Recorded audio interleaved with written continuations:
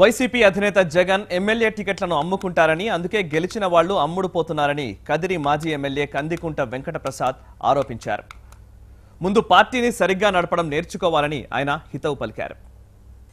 గెలిచే అభ్యర్థులకు కాదయ్యా, గెలిచి అమ్ముడు పోయేటువంటి అభ్యర్థులకు టికెట్లు ఇవ్వద్దు నేరా జగన్మోహన్ రెడ్డి.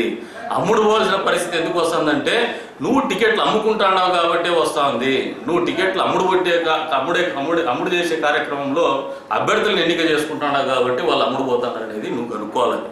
అంటే మొత్తం మీద మేము చెప్పదలుచుకున్నది ఏంటంటే జగన్మోహన్ రెడ్డికి ఆలోచన విధానం మారలా. అభ్యర్థుల్ని ఎన్నికల సమయంలో డబ్బులు ఇస్తే చాలు దీపారాలు ఇస్తామనే ఆలోచనలో ఎన్నిక చేసినారు కాబట్టి ఇటువంటి పరిస్థితులు ఉన్నాయి.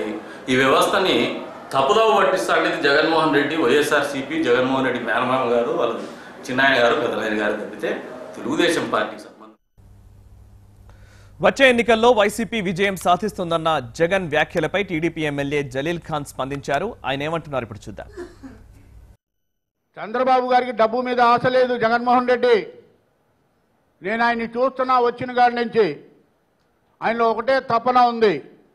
ఒకటే, నేను గతంలో పొరపాటు చేశా, కేవలం తెలంగాణలోనే హైదరాబాద్లో ఐటీలు తెచ్చా, ఇటు విశాఖపట్నంలో విజయవాడలో మనం వాళ్ళ దగ్గర తీసుకురాలేకపోయా, దానికి ఆనాడు శాటిలైట్ లేకపోవటం వల్ల నేను ఇబ్బంది పడ్డా. ఈరోజు హైదరాబాద్ నగరాన్ని మరిపించాలి, నేను కష్టపడాలి, 10 సంవత్సరాలు ఈ రాష్ట్రాన్ని తీర్చిదిద్దాలనే తపన, మంచి పేరు సంపాదించుకోవాలనే తపన చంద్రబాబు గారికి ఉంది తప్ప నీలాగా స్వార్థం పదే పదే ముఖ్యమంత్రి ఏమన్నా గరుడియా, ఏమన్నా బొమ్మల ఆట ఇది?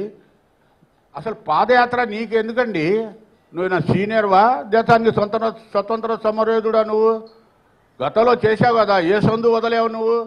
ఓదార్పు యాత్ర పేరుతో అన్ని గ్రామాలు వెళ్ళావు, అన్ని ఊళ్ళకి వెళ్ళావు. మళ్ళీ ఇప్పుడు పాదయాత్ర ఎందుకు?